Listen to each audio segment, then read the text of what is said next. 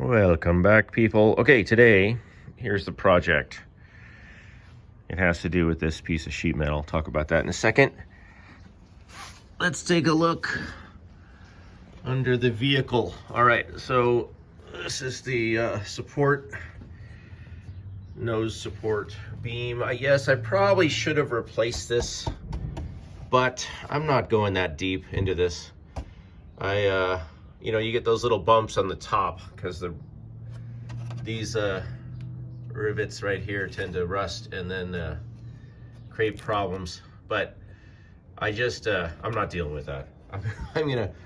So the project for today is take out these bolts, brush down all this, get all the loose stuff off, and then rust treat it and maybe paint it.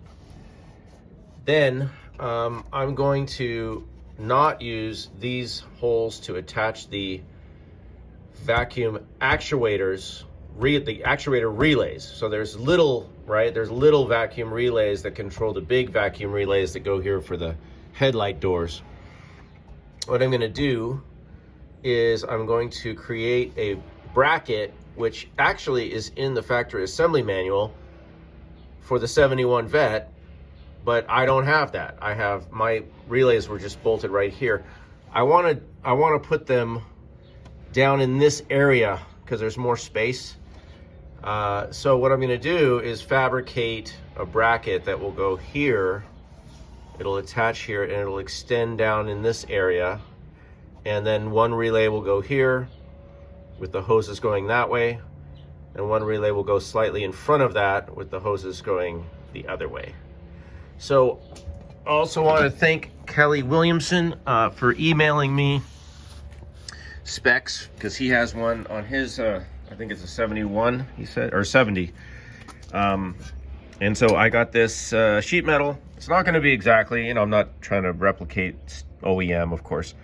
I got 16 gauge, 8 by 18 inches.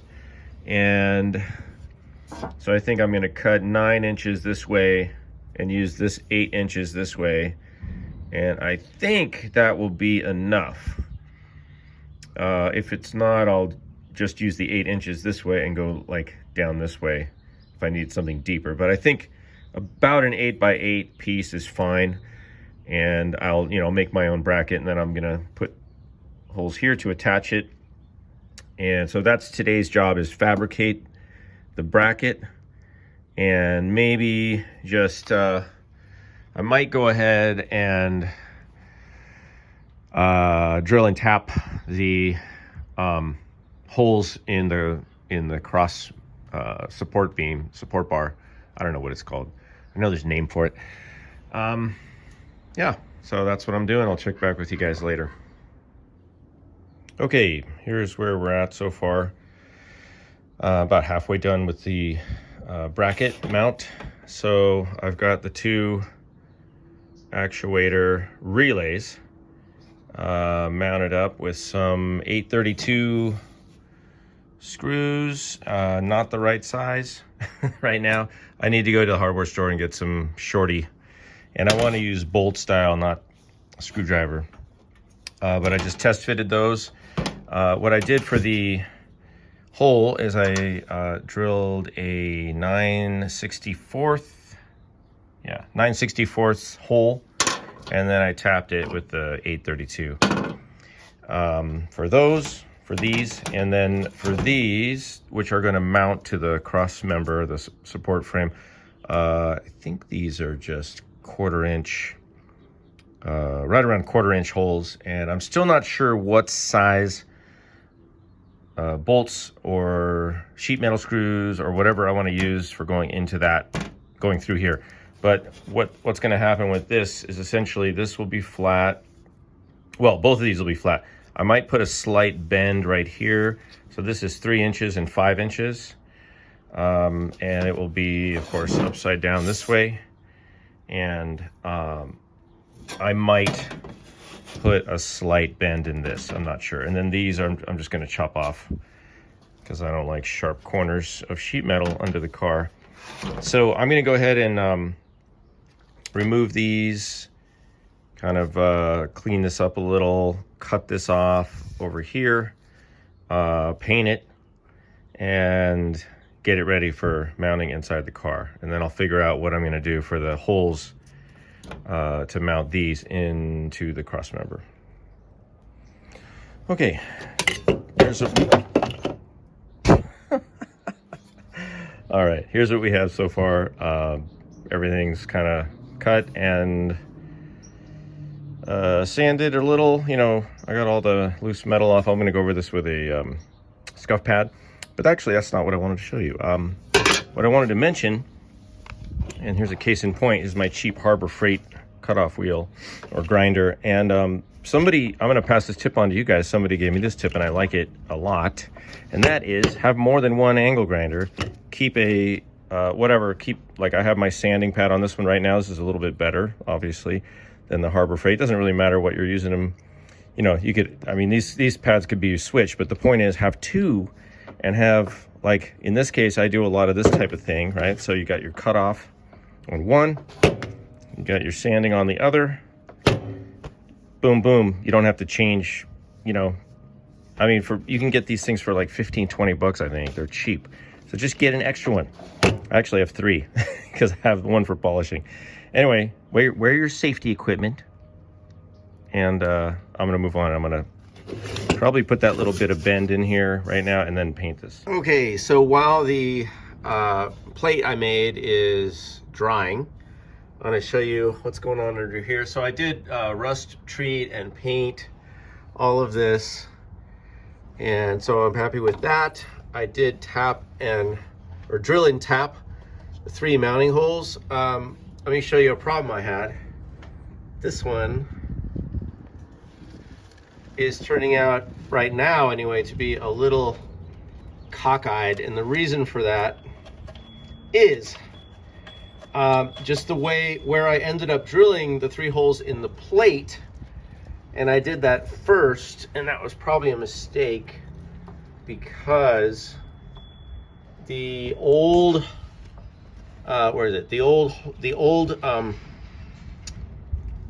screw that was in here is on some sort of mounting plate or backing, probably just a square bolt that they welded on the back. And when I drilled the hole, it was very close, as you can see, and you can see in there that it's not a clean hole. So I'm bumping up against something in there. I decided just to use it. I'll put some thread lock or something on it. The other holes don't have that problem. So I did go with a 1/4 20-inch, and I just tapped it, just tap those, and it's kind of thin, but it's enough. I will get the plate mounted up and show you what I'm doing with that. That's ready to go. I'm just waiting for the paint to dry. I'll be right back. Okay, here is what I came up with, you guys. So you'll see the 2 actuator valves are relays. I don't know what to call them.